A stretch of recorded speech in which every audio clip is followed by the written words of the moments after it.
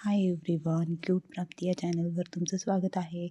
मार्गशीर्ष महिन्यातला दुसरा गुरुवार होता, त्यामुळे चपाती चालू होती. एक साईडला चपाती करत करत दुसऱ्या साईडला आयुषचा अभ्यास पण चालू होता.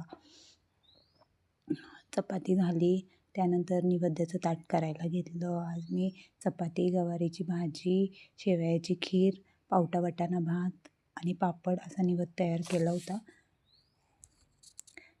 सगळा स्वयंपाक झाल्यानंतर हे काम सगळ्यात महत्त्वाचं म्हणजे भांडी घासणं. ते कोणालाच हे होत नाही.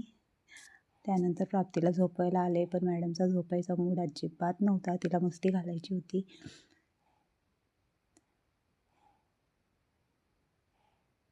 असा संपला माझा दिवस. Thanks for watching.